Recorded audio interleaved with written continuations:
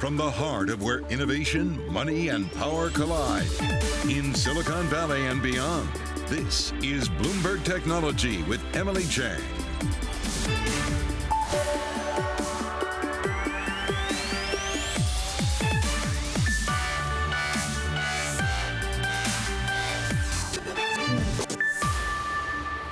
Checking San Francisco, and this is Bloomberg Technology. Coming up in the next hour, Tesla shares jump after better than expected results showing the car maker is getting production back on track. Tesla making more EVs in June than any other month in the company's history. We'll dig into the numbers. Plus, Netflix shares rally big time after the streaming giant lost only 1 million instead of 2 million subscribers. Could this big shift in investor sentiment buoy markets as earnings roll out over the next few weeks? We will dig in. And it is game on for FaZe Clan, the influencer marketing house that counts Snoop Dogg as a board member. Just went public via SPAC. Why now? We'll ask the CEO. All of that in a moment, but first I want to get to stocks rising in part lifted by Netflix seemingly streaming in the right direction. Bloomberg's Taylor Rigg here to break it all down. This is when losing 1 million subscribers, Taylor, is a good day. Yes, unfortunately, somehow we're managing to turn that around, and it really did sort of lead the market here, Emily. When you think about technology, the big performer here outperforming the stocks index as well, sort of the Russell 2000 also sort of a big outperformer. So it was another sort of day of green on the screen. Remember, coming off of yesterday, which was also a very big broad-based rally as well. What this means if you change up the board, it's actually been one of the best post-earnings reactions on a broad-based index of where we are so far in this earnings season, going back since 2009. How much of this is just we've come down so hard? You think Netflix, by the way, coming from 7 to 4 to 200, finally just getting a positive post-market reaction. That is something we are watching after sort of in the middle of this quarterly earnings season. You mentioned some of the individual stock names. Let's get right to it. Netflix, of course, was one that we were watching, managing to do pretty well today. We're looking at Carnival, though, actually lower by 8% on the session, announcing a share sale. So selling some shares. I'll spit my words out for you.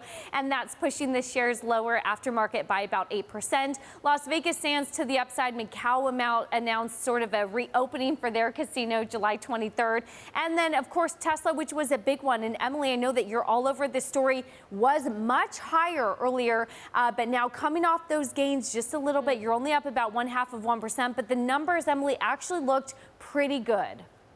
Right. We're going to talk about that more now. Taylor Riggs, thank you for that update. Sticking with Tesla, I want to bring in Steve Wesley, Wesley Group founder and managing partner, also former longtime member of Tesla's board. Steve, I know you're liking what you see here. Investors seem a little lukewarm. What are you thinking?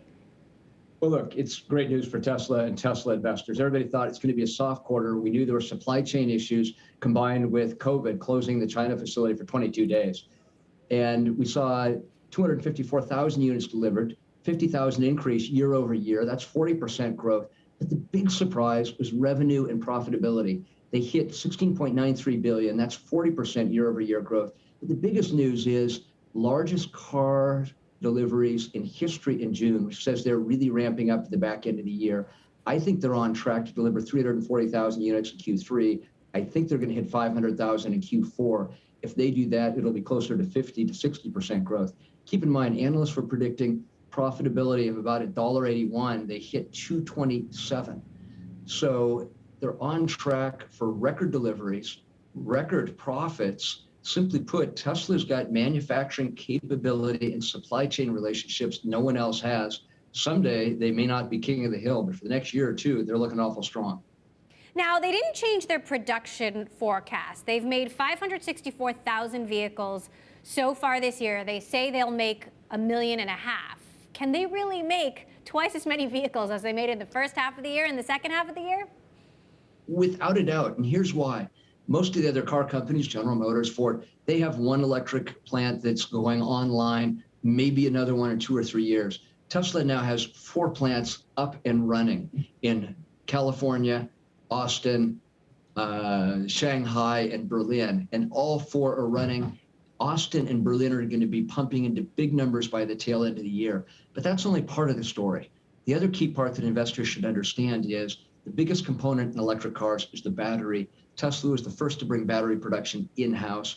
With their new 4680 technology, they appear to be the technology leader. They're taking the cost curve of batteries down faster than anybody else. And on top of that, they're the leaders of providing what's called OTA, or over-the-air software services, that are dropping bigger profits to the bottom line. And again, the big story is profitability was way beyond what analysts saw. And I know a lot of people say, this Tesla stock price is crazy. This is an anomaly at how capital markets work. But the fact is, if you're growing 50% a year from these big numbers, 53.6 billion to what I think is going to be 86 billion, and you're more profitable than any other competitor in the market, you're going to have a share price that's the envy of the industry. Big story just crossed from our Bloomberg Autos team, including our own Ludlow, that Ford is planning to cut 8,000 jobs out of the gas-powered side of the business, in part to fund the EV side of the business. And look, Jim Farley's been very serious about taking on Tesla and also his admiration for Tesla. How well positioned is Tesla compared to Ford, compared to Rivian and Lucid? Look, Americans want to know how well GM and Ford and Lucid and Rivian are doing, but to be honest, they're behind. They came late to the game. They should have started years ago. Keep in mind, General Motors has been making electric cars for 11 years now, and they were only able to make 25,000 last year compared to Tesla's 925,000. So they've got a long way to go. They need to kick it into a higher gear. That having been said, Rivian makes a great truck, but they too are laying people off. They've taken their production numbers down to 25,000, while Tesla's ramping their predictions up to 1.5 million. The real people to look at are Volkswagen. They saw the writing on the wall. Herbert Diess has been a leader in the sector. He took battery production in-house early with Northvolt. They've got deep pockets, factories on multiple continents, and then there's the Chinese. Most Americans have never heard of a Chinese auto company, but know this: BYD, Li Peng, XPeng, and others are going to, Li Auto and XPeng are going to be coming to market 23, 24. Here's why they're tough. One, they're moving faster than virtually any other auto company except Tesla. Two, the Chinese are really subsidizing battery and auto costs. Three, they make pretty darn good cars. So expect a global competition. It's good for the consumer, but there's going to be a shakeout here. 30 new electric vehicle companies have come into the market the last 24 months. We may be heading into a recession. More cars, fewer buyers. We'll see who ends up on top, but keep an eye on Tesla, Volkswagen, and the Chinese. But is the China problem going to go away? I mean, you've still got this 21-day lockdown, quarantine, in Shanghai, and you've just got the unpredictability of an ongoing pandemic where the Chinese government could once again crack down and make production there difficult. Well, look, there are two big China issues out there. One is the COVID one, and what the Chinese do that others just can't for labor law reasons is the Chinese bring the entire workforce, 8,000 people in-house, and they will sequester them for weeks at a time so they don't get exposed. So I think the COVID issue gets solved. The bigger issue is the long-term geopolitical issue. Is Xi Jinping, who was just reconfirmed as the new chairman of China, has said he intends to reunify or invade Taiwan at some point. If you ever see something like that happen, China has a huge part of its production capacity Tesla has in China. So there's a lot of issues to solve for, but right now, what investors need to look at, who's selling the most and who's growing the fast, the answer to that question is Tesla. Who's getting the smartest in bringing battery costs down and doing more, selling more over-the-air software services? The answer to that's Tesla. But these aren't big secrets. Volkswagen, Chinese, others will catch up. It's going to be a question of who's fleetest of foot. Time to buckle up. How big a problem is the Twitter saga? Doesn't seem like Twitter's going to let this go away, and obviously Tesla investors haven't been necessarily pleased about the commitments Elon Musk made. Now he's trying to pull out of them. What do you think? Yeah, look, Tesla and Elon are a master at making great cars. I hope they stay focused on that. I think Twitter's been a diversion, and I think the more they can stay focused on executing, whoever wins the electric car race is going to own a 50-year franchise. So you're going to need to keep your eye on the ball. Tesla's sitting pretty now, but a lot of serious people are coming after you. So we'll have to be on our toes, and I hope Tesla's up to the task. I want to see an American company win. All right, Wesley Group founder and managing partner Steve Wesley, thank you as always for your insights. Coming up, after Twitter wins round one, fast-tracking its suit against Elon Musk. What's coming in round two? Ali Rogani, Y Combinator managing partner, and the former CFO and COO of Twitter will share his view of the saga and the recent market meltdown next. This is Bloomberg.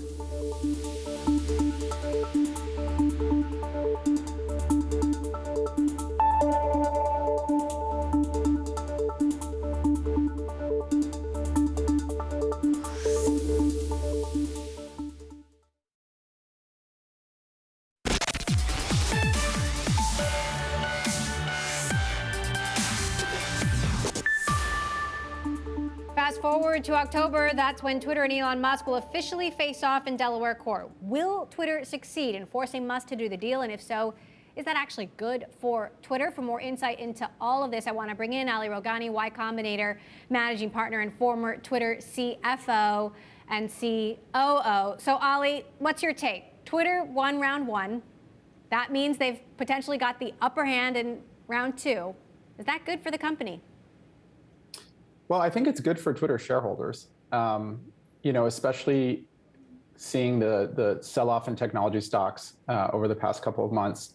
I think the deal is very richly valued in today's terms. And, I actually expect Twitter to prevail in court. I think that the agreement is pretty ironclad as I read it. And Twitter's lawsuit is very clear. I think, if you read it, you find it pretty compelling that Musk had agreed to buy the company even in a case of a market downturn. So I think this is going to go in Twitter's direction, which I think is good for Twitter shareholders. But my own personal view, as I said last time I was on your program, is I'm not sure it's good for Twitter, the service, because I don't think that Twitter being owned by a single person, particularly one whose public statements have kind of indicated a lack of a deep understanding of the way the platform works, particularly in areas of trust and abuse. I'm not sure that's good for Twitter, the service. So that's my personal view, and it's been pretty consistent over time. So let's game this out and talk a little bit more about why. Let's say Musk is forced to do the deal. He owns Twitter. He could turn right around and sell it. That is also a possibility.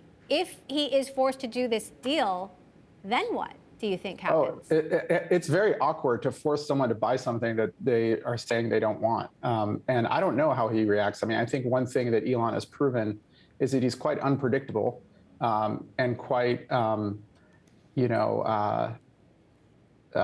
extreme sometimes in what he wants to do. So your guess is as good as mine. If he's forced to buy Twitter, probably what happens, if I were to just speculate, is that it will lead to some kind of renegotiation where he has some kind of face-saving outcome where he can claim he was happy and he becomes a happy buyer again. Because I don't think he's going to be able to get out of this. I'm not a lawyer, but my read of the documents, that's what I believe. I don't think he's going to get out of this. Maybe there's a compromise where he pays a little bit less for it, or the terms are altered in some way or another, where he ends up magically being a happy buyer again.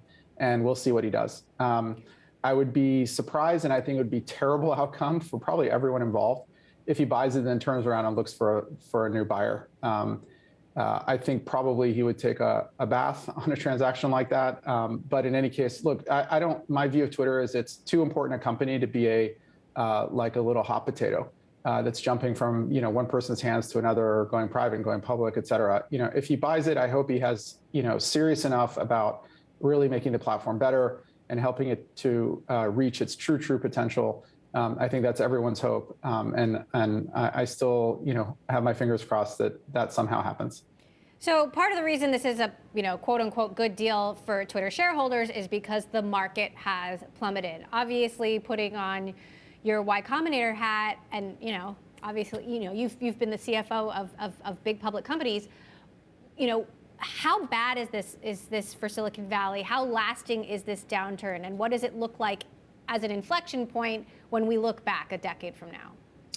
Yeah, great question. I think it's important to put it into the right historical context. I mean, we went through a really remarkable period in 2020 and 2021 in terms of technology stocks, where the COVID sort of the changes in the COVID economy really benefited a lot of tech stocks. And there was a feeling that like everything was moving into the internet immediately. And we saw a really historic run up in technology stocks with stocks trading at multiples that had kind of never been seen before. And so everyone was expecting a correction, perhaps not one that was as rapid and severe as what we've seen, but everyone was expecting a correction. And that's what we've seen. So, I think there are a number of companies, great technology companies, recent IPOs like DoorDash or Datadog. They're just wonderful companies, and I think they've been oversold. That's my personal view. But I think if you zoom out, my expectation is that this will be like other things, like other recessions and times of market, turbulence, will be seen as just another one.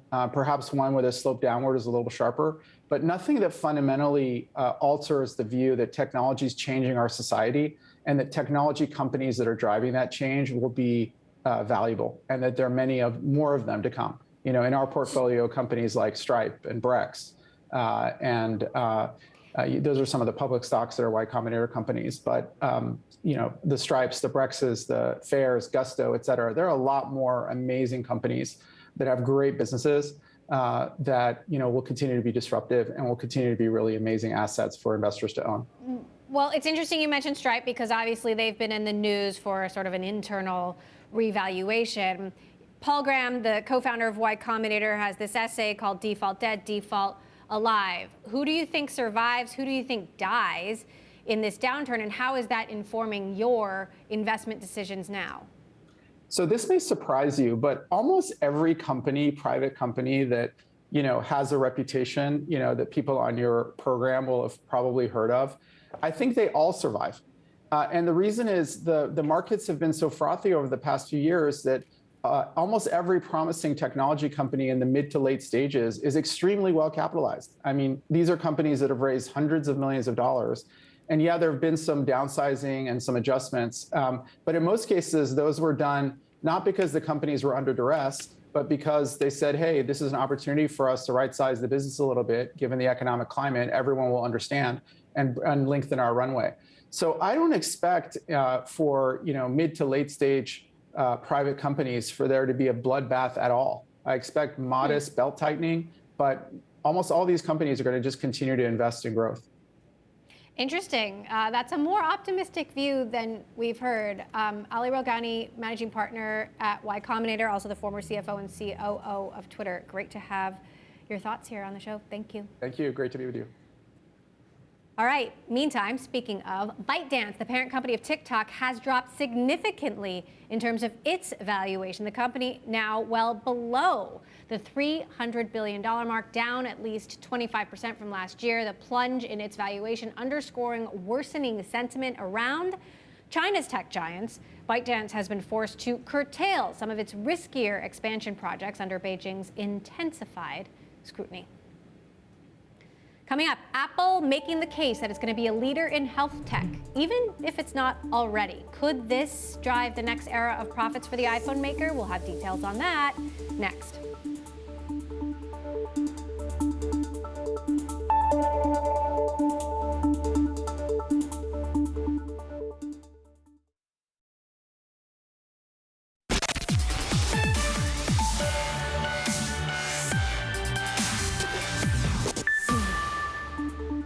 Apple is arguing that it is now a major force in healthcare. The iPhone maker has published an almost 60-page report outlining all of its health features and partnerships with various medical institutions. Though the Apple Watch dominates the market, the device hasn't always gotten new health features as quickly as its competitors. Bloomberg's Mark Gurman here to tell us more. Mark, tell us what is in this report. So this is a nearly 60-page report, and I rarely see Apple do things like this. Typically, when they want to tout their initiatives, they make a new website for it. They put out an event or a video of some sort. But this is more of an academically focused report. It's not for consumers, that really showcases all the health and fitness and workout-related features, as we all know and use across the iPhone and the Apple Watch and the rest of its ecosystem. It dives deep into how all the features work. They talk about some of their research studies. They have sleep studies. They have walking studies. They have heart studies, and how all of that works together complete in concert with different medical institutions and medical partners they have, globally to produce new features for their products. That's what I thought. I can't remember a time that Apple has done this previously. What does this say about their plans for the future? I mean, that's what we want to know, is how will, health tech increasingly be integrated into all of my Apple devices? Yeah, it's fascinating. I think that health functionality will really spread to all of Apple's future products. I mean, don't forget the AirPods, upcoming virtual reality headset, future augmented reality glasses. You're going to see some health integration probably in all of those products at some point. Maybe one day your AirPods will be able to tell you your heart rate, right, or your body temperature. Maybe you'll have some health workout functionality related to Apple's headset, just like Meta has with its Oculus Move feature on its VR and AR headsets. Right? So the Apple future of health is very strong. This year, they're going to add a body temperature sensor to the Apple Watch, 2 new Apple Watch models with that feature, tell you if you have a fever or other things going on. There'll be new women's health features tied to the new hardware this fall specifically. By 2024, 2025, Apple wants to release a blood pressure feature for the Apple Watch, something that Samsung and others have had. But of course, Apple needs to get in that space too. And they're also very invested in an R&D project to bring blood sugar monitoring to the watch eventually as well. Buying Peloton, or has Apple purposely let that ship sail? I think the ship has sailed for sure on Apple buying Peloton, unless it gets to an absurdly low price and Apple finds a way to really integrate it. I don't think Peloton is necessary to Apple. If Apple wanted, it could start producing bikes and treadmills at a far cheaper cost than what it would take to buy Peloton, unless there is a fire sale at some point. I also think they rather integrate their features into their existing ecosystem rather than add that really expensive business that fitness hardware would be. All right, Mark Gurman, as always, covers Apple and Peloton for us. Thanks, Mark. Well, after losing more than 1 million customers in the first half of the year, the message from Netflix is clear. Could have been worse, a lot worse. We're going to talk about how Netflix plans to cut its losses and if it'll work. Plus,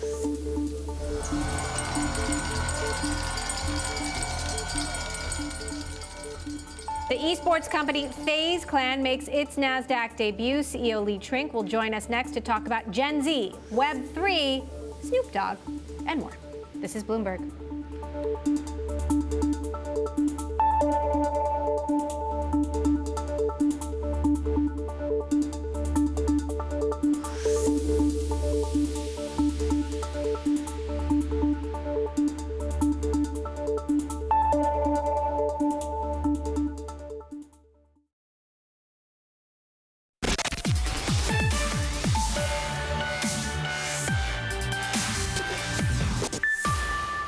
If there was a single thing, we might say stranger things. But again, we're talking about, losing 1 million instead of losing 2 million. So, tough in some ways, losing 1 million and calling it success. But, really, we're set up very well for the next year. Welcome back to Bloomberg Technology. That was Netflix co-CEO Reed Hastings on the earnings call. I'm going to get to the Netflix relief rally after it overpromised on subscriber losses for the second quarter. James Chakmak, partner at Clockwise Capital, joins us now to discuss. James, good to have you back here on the show. So turns out overpromising in this case was a good thing. But how good a thing? How confident are you that Netflix can continue to cut its losses? I think it's going to be difficult. They have a lot of battles to contend with. But I think when you look at the stock and the reaction, what a difference, a quarter or two makes. We're seeing a big shift in the tone of the market. I mean, Netflix was a company that only traded on subscriber growth. What's the sub number? What's the sub number? That's pretty much was the singular metric that people looked at. Now you had a decline in subs and a downward guidance to the third quarter subs and the third quarter downward outlook. In the stock's up 7%. So there's clearly a shift in sentiment and a reprioritization of what the relevant metrics are. And it's increasingly looking like it's going to be monetization over the absolute number of subs. So here's the question. The markets took a turn in part because of Netflix's big loss in subscribers 3 months ago, which was totally unprecedented. Do you think that this shift in sentiment will buoy markets through earnings over the next 6 weeks? Near term, yeah, absolutely. I think there's the sentiment has become so bad and the bar is so low that you are going to see some level of relief. Obviously, we're not out of the woods as it relates to inflation, what the Fed's going to do, but I do think that these companies have come down way too much, and I think that what you're going to be seeing is an increasing appreciation for mean reversion in the growth rates. And what I mean by that is that these companies pulled forward so much demand during COVID, and then you had this growth drop off the last couple of quarters, where it looked like, is this a structural change in the growth rates where demand is actually slowing, or is this a mean reversion where we're just going to revert back to the original growth curve? And I think what investors are starting to increasingly appreciate is that we're just coming back to the original growth curve, and that these companies can and will grow the way that we thought before COVID. And in some cases, like Amazon, like Microsoft, like Apple, potentially even better than they were before COVID. And as far as Netflix is concerned, this is still a company, the advertising is not easy. And you're contending with juggernauts like Amazon, like Facebook, like Google. And you think about the level of differentiation you have as a service versus them in order to targeting capabilities and whatnot. It's not that much. We put Netflix in the bucket of old media, and it likely should be valued as such. Interesting. So if the streaming wars are turning into an ad war, who wins? Obviously there's Netflix, there's HBO and Disney Plus that are also experimenting with advertisers. And then on the other side, you've got Facebook and Google, which has been doing this for a really long time, and Snap. Yeah, I think that the big guys, Amazon, Apple, Facebook, and Google, will continue to command great share because of the fact that they are platforms which provide great stickiness for their customers and great targeting capabilities from the data that they collect. But I do think that it can become increasingly fragmented as other outlets explore their advertising capabilities in order to better monetize their businesses. But ultimately, we see Amazon, the likes of Amazon gaining a disproportionate share, and Netflix having to contend with everybody else. And when you think about the data that they have, how is it much more differentiated than what a linear television station has? All right, interesting view there. We will, of course, continue to cover all of this. James Chakmak, Clockwise Capital. Thank you for weighing in. Meantime, FaZe Clan is one of the biggest esports companies in the world, with 11 competitive teams in games like Counter-Strike and Fortnite. The company has officially started trading on the NASDAQ. FaZe Clan, a lifestyle brand, a gaming lifestyle brand that's now extremely popular with younger audiences and includes big personality streamers and content creators like Snoop Dogg, who's also on the company's board. CEO Lee Trink joins us now live from the NASDAQ. Lee, good to have you here on the big day. Everybody thought that the go public window has been slammed and sealed shut for the foreseeable future. Why did you decide to try to rip it open? Well, first of all, thank you, Emily. Really appreciate you having me. Big day, great day for gaming, great day for Gen Z. And talking about Gen Z, the timing is actually prescient, because Gen Z is actually rising to power not only as a cultural driver, like all youth generations are, but they're eclipsing their driver as just culture into changing how we transact, changing how they consume. And by the end of the decade, they're going to have $33 trillion of spending power. And so what we're seeing is this ascendancy of Gen Z. I think that we typify that ascendancy as the first Gen Z native company to go public. And so I think the timing feels perfect. Shares did drop some, 25% or so. I mean, do you still think the timing is right? the timing is definitely right. And the reality is this day is about the launch of a first Gen Z native company going public. It's not about the market conditions today. We're building value for the long term. You know, you check in with us at 12 months, at 18 months, at 24 months. We're building value for our community, for our shareholders, and we'll just be building for the long term. FaZe is at the intersection of some really volatile industries, including esports and Web3. You know, talk to us about what makes this, sort of cocktail, this place where you sit in business, so unique and potentially valuable. So we really do sit at the intersection of technology and culture. That's really what we did starting in 2010, right? Gaming sits at the intersection of technology and culture. I don't think people understood that about gaming, that gaming is culture. Gaming culture has become youth culture overall, and we've been pioneers at that.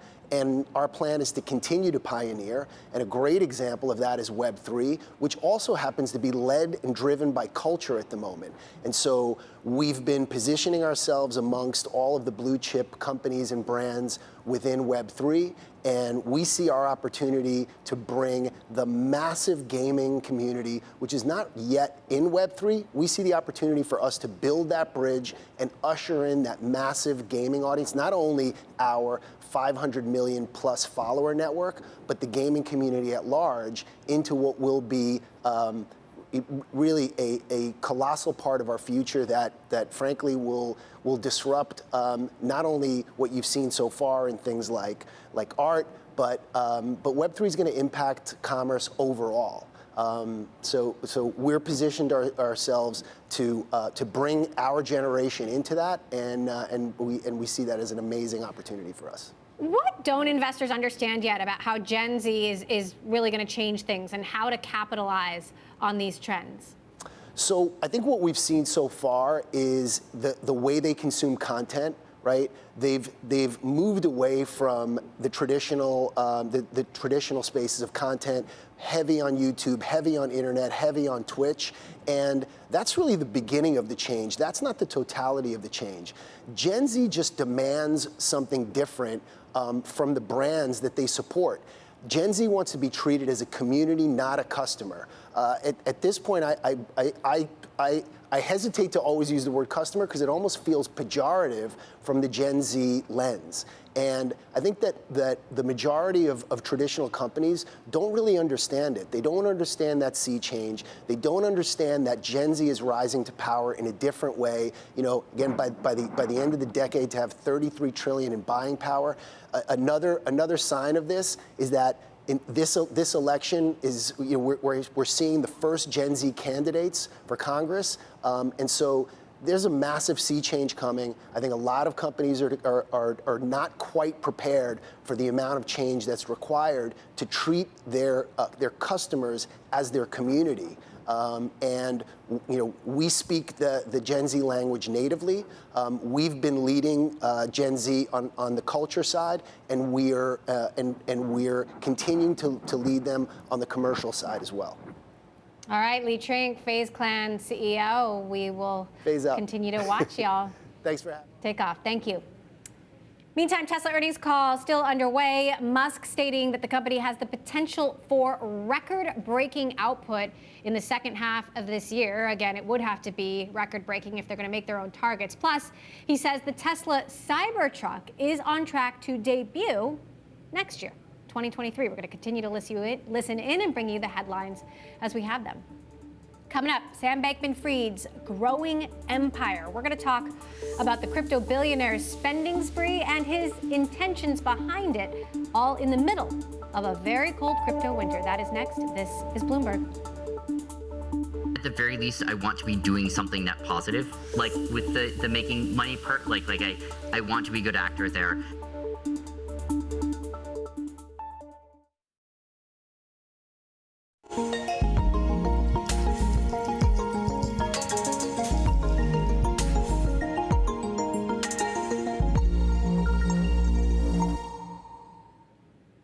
It is time now for our crypto report as we take a look at one of the most prominent figures in the industry, and that is FTX founder and CEO Sam Bankman-Fried.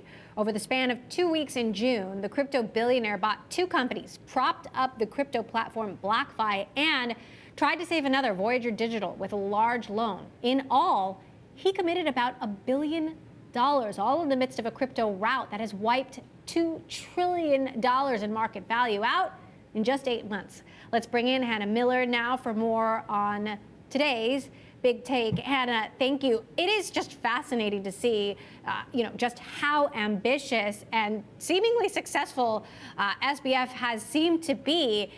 But there are competing views of him within the industry. Is he more of the Messiah or is he a shark? Yes, no, you have people calling Sam Bankman-Fried the patron saint of crypto, that he is bailing out the industry, swooping in as a white knight to save struggling companies. And then on the other hand, you have people really seeing him as a robber baron, consolidating power and control over the industry. So SBF spoke at our Bloomberg Crypto Summit this week. I want to take a quick listen to what he had to say. Certainly the asset, price decline was a strong sign that in crypto and frankly in a lot of fintech, things were way too light on use cases, and that there was a lot of hand waving going on, both on use cases and on sort of financial modeling that was suspect. Tell us a little bit more about his view on this market downturn. I mean, clearly he's more optimistic than the markets would suggest, but is he right? Yes, no, he puts protecting customers above all else within this industry. He is looking to swoop in, help people out. He believes that this is an industry with extremely strong long-term prospects. While he sees opportunity in terms of buying up companies, bailing out others, he thinks that by helping these companies, he can ensure that customers' assets remain safe. Are you expecting his acquisition spree to continue? What's next? Yeah, so we know that FTX and FTX US both these companies are focused on raising funding. We know that they're in talks with people. That's pretty unique because venture capitalists have really cooled down on the industry within the past few months in light of crypto winter. So it's pretty fascinating to see that he still has a lot of confidence. He can raise funds at high valuations. He's also eyeing assets at distressed companies and Bitcoin miners for acquisitions. Meantime, you've got Elon Musk, who, at one point was also considered a sort of crypto savior, coming out and saying that Tesla sold 75% of its Bitcoin purchases, turned that into cash to improve its cash position. I mean, do you expect something like that to have, a continued negative effect on the industry, or can the optimism of bulls like Sam Bankman-Fried win out? Yeah, I think that Sam Bankman-Fried's support for the industry shows that, there are people who have confidence in it. He also has his eyes outside of the crypto industry. He's talked about, even joked around about buying Goldman Sachs. And we've also reported that he was eyeing a potential takeover of Robinhood. So he sees mainstream finance blurring with crypto. And while big names like Elon Musk may be dampening a little bit on their enthusiasm for the industry, it seems like those within it have the confidence to branch out beyond it and are still confident about its long-term prospects. Interesting. All right. Well, I'm sure there are many more twists and turns to come. Bloomberg's Hannah Miller with this week's Big Take. Thank you. Coming up, we are going to take a look at the future of health tech. Dina Shakir, partner at Lux Capital, is with us. We're going to get her insight on all things health and investing in the midst of a market downturn, and maybe where the next Airbnb or Amazon could rise from. That's next. This is Bloomberg.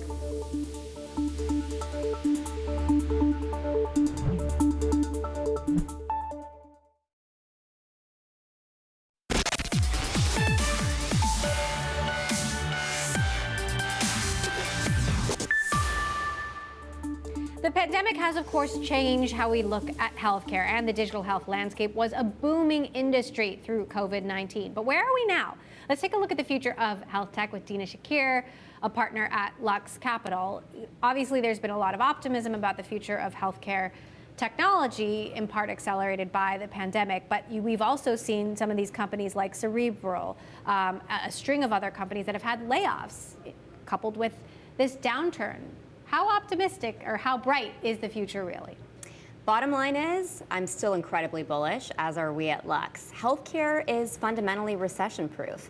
Human health will always continue to be a big sector. Humans are not going anywhere anytime soon. We'll continue to give birth, we'll continue to get sick, and we'll continue to die. And while the pandemic may have accelerated growth in certain areas, it's also sort of opened up a watershed of opportunity for the key stakeholders in the industry who have no choice but to undergo a digital transformation. How is the downturn impacting the industry, impacting valuations? You know, I'm sure companies are struggling under the pressure of this. Absolutely. There's no denying we are not immune from the macro at all, and certainly health tech in particular, given it is very services oriented, is keenly affected by it, particularly at the later stage. So we're seeing there's still a massive influx of funds that venture funds are raising focused on healthcare. In fact, SVB just released a report this morning documenting that, and I think it's on track to be the third highest year of venture fundraising in history. There has been a slowdown in terms of dollars deployed towards healthcare. So it's the later stage companies in particular that will see it's not quite the fundraising environment of 2021. Apple just came out with, unique for Apple, a 60-page report detailing its role in the health tech industry. Is Apple going to own this industry as a device maker and an operating system? You know, this has always been a big question for healthcare IT. Is it going to be Apple? Is it going to be Google? What role does Facebook play? I think it's no denying, and especially now with the Apple Watches that we're all wearing, that there is a massive consumer trust in Apple and iOS, and that it will be very interesting to see how providers actually step up to integrating this data with their EMRs. I think if they can bridge that gap, there could be something very interesting there. And last, you know, and I know this isn't necessarily a quick question, but obviously the overturning of Roe versus Wade, how does that change, you know, where you're thinking about putting your money and your view on this industry? So important to women's health. You know, of course, we've been long-term investors in women's health, and fundamentally, women's health is population health. This overturning has been a very sad moment, not just for women, but for all of us. And it's also been a moment where employers are stepping up to the table, where we've seen major companies taking stands, funding the care of women to cross state lines if they need to receive the care that we need. One of our companies, Maven Clinic, is already serving nearly half of the Fortune 15 companies, and they've actually seen an increase month over month in terms of the inbound sales opportunities for companies who want to do more for their women and for their families, who want to address the maternal health crisis that we face in this country, where women today are 50% more likely to die in childbirth than our mothers before us. And that's 3 to 4x if you're a Black or a woman of color. CEO of Maven, which obviously one of your companies was just on the show, and she talked about maternity deserts and these pockets of places across the country that just don't have adequate care. Dina Shakir, Lux Capital, always great to have you here on the show. Thank you. Great to be here. For stopping by. We've been continuing to listen into that Tesla earnings call. Elon Musk has been talking about his decision to sell the majority of the company's stake in Bitcoin, 75%. Take a listen to what he had to say. The reason we sold a bunch of our Bitcoin holdings was that we were uncertain as to when the COVID lockdowns in China would alleviate. So it was important for us to maximize our cash position given the uncertainty of the COVID lockdowns in China. Musk also said he's open to increasing the company's Bitcoin position in the future, and he said he's holding on to his Doge. And that does it for this edition of Bloomberg Technology. Tomorrow, we're going to be speaking with AT&T CEO John Sankey. That'll be a big one. He'll be talking to us about earnings and the state of the wireless industry. And as always, don't forget to check out our podcast wherever you get your podcast. I'm Emily Chang in San Francisco. This is Bloomberg.